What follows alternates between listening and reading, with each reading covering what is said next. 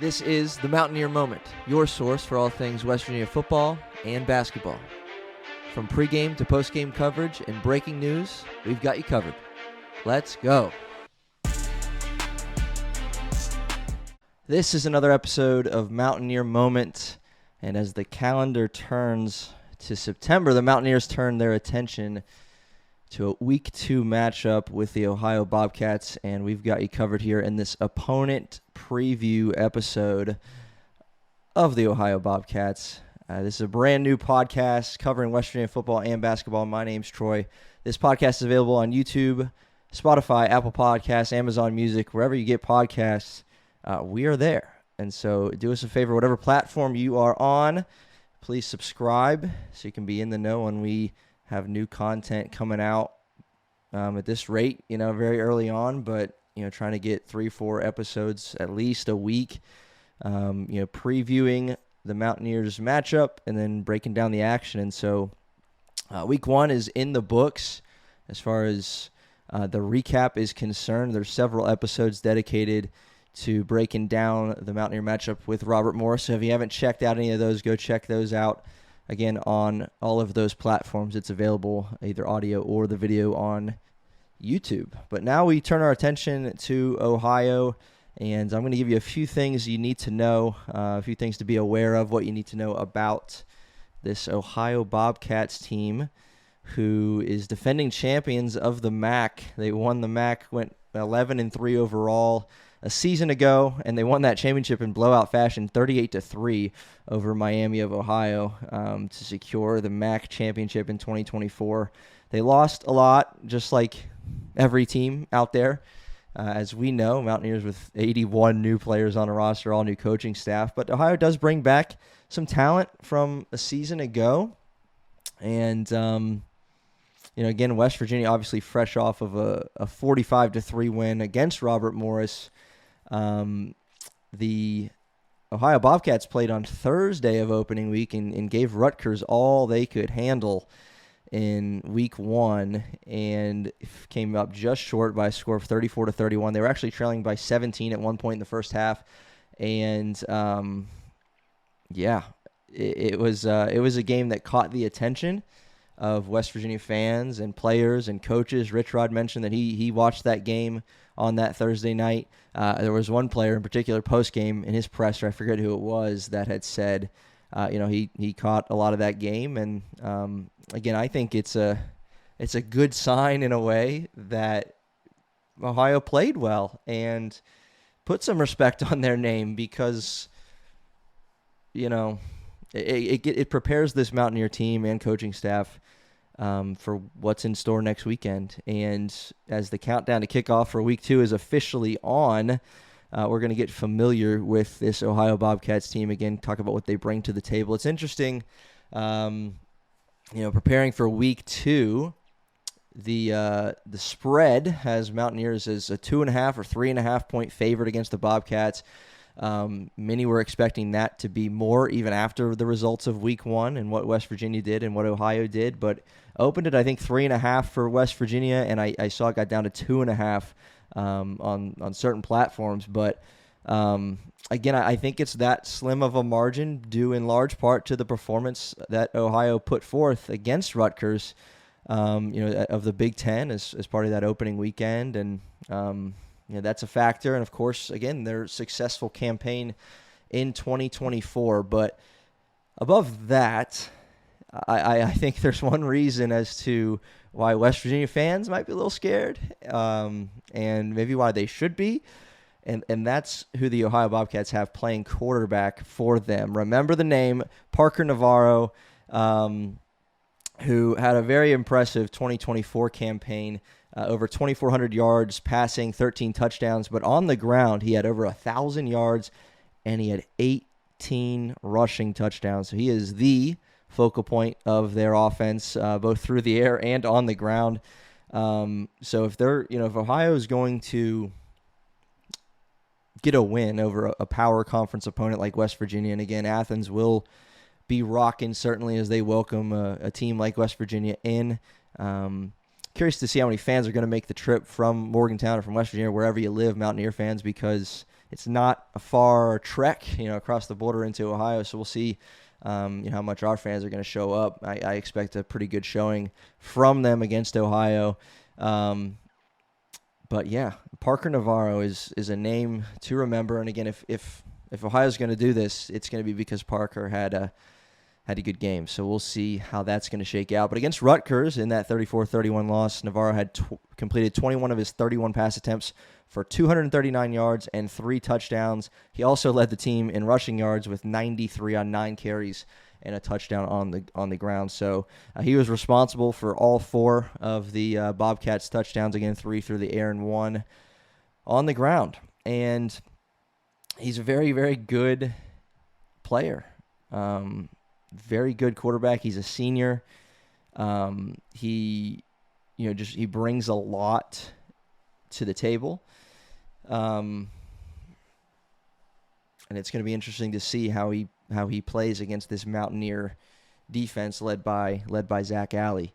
A couple other of the key contributors on the offensive side of the ball include senior running back C.A. Bangura. I think I'm pronouncing that correctly. 16 carries, 86 yards against Rutgers last week. He has a bit of an interesting story. 1,000-yard rusher in 2022 with 13 touchdowns as well with Ohio. Then he had 800 yards in 2023. Transfers to Minnesota, goes up to the Power Conference ranks. Doesn't get a lot of playing time in 2024. Only saw 7 snaps on the field. And now he's back. He transferred back to Ohio, which makes me think of the Mountaineer basketball program a couple years ago. Shout out to Emmett Matthews, who spent a few years in Morgantown, transferred to Washington, and then came back home. So shout out to him. That's what that makes me think of. But, Bangura, certainly a more than capable back on the ground, and we'll see, what West Virginia's defense has to say about this twofold running attack, and that's only the quarterback and the running back. They got some other guys that can run the ball as well, but these two pieces for the Mountaineer linebackers that had a very, very good day week 1, we're going to find out what they got here for week 2 for this rushing attack of Navarro and Bangura. So Ohio, again, speaking of some of the talent that they lost, their number one wideout they lost, not sure if he got cut by the Colts or if he's with the Colts or if he got drafted. I don't know. I just know he was with the Colts organization at some point, still might be. He had 1,200 yards last year.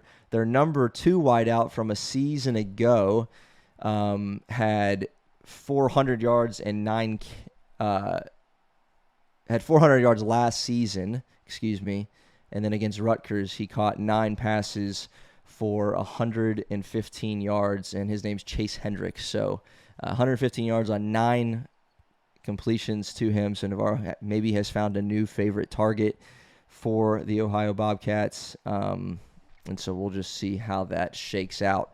Did a little bit of research on Ohio's defense. Again, like every team in America, adapting to the new era of college football, losing a lot of talent. So 5 of Ohio's top 6 tacklers from a season ago are no longer there, although they do have some significant production coming back. And what Rutgers quarterback was able to do against them, he had a very efficient game like Nico did against Robert Morris. He threw for 250, 2 touchdowns on a very high completion percentage, 18 for 23. So pretty solid outing for Rutgers offensively as far as what they were able to do. They were able to run the ball as well against this Ohio defense, so we'll see how that shakes out with West Virginia. I think, again, something that's going to come later in the week as far as keys to the game and things to keep an eye on. But how's this West Virginia offensive line going to do against this Ohio team and their defense and what they bring? And, because just like every team in America relies on their offensive line playing well. But, if we can't run the football, how's that going to affect things? How's that going to affect Rich Rod's game plan? And if we can, but we can't pass protect, how's that going to affect things? So just something to keep an eye on is West Virginia's offensive line, unproven offensive line, taking the next step to play against a higher caliber opponent than Robert Morris when they face off against Ohio this coming Saturday. So, again, Coach Rod spoke highly of this team. This is certainly not going to be a walk in the park based on what they did last season and based on them giving Rutgers all that they could handle at Rutgers, by the way. This time it's at home. The rare time West Virginia goes on the road to, non-Power 4 team for a matchup.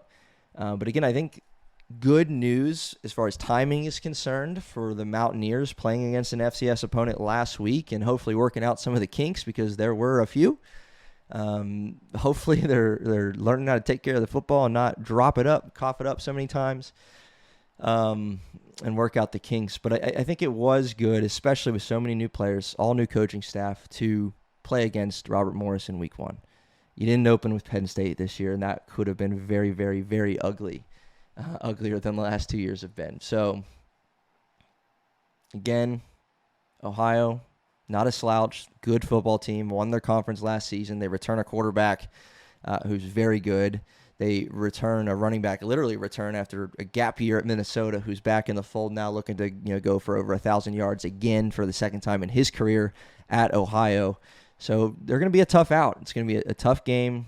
They just have proven that they can hang with the big boys. I get it's Rutgers. They didn't play Alabama. I get it. But they played a power conference team on the road in week 1 and lost by 3.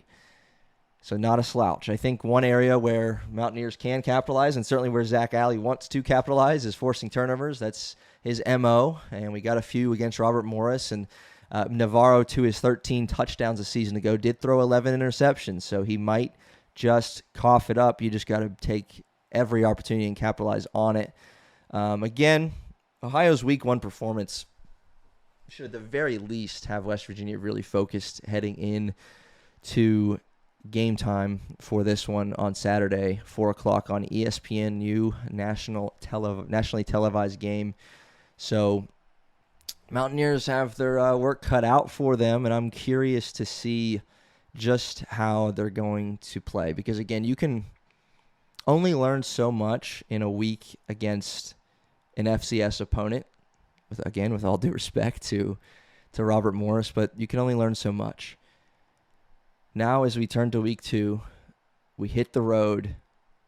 How's West Virginia going to respond? We saw how they responded to, I guess you could say, a little bit of adversity in week 1. I mean, it was self-inflicted adversity, with a 10-3 lead going into half and losing 3 fumbles.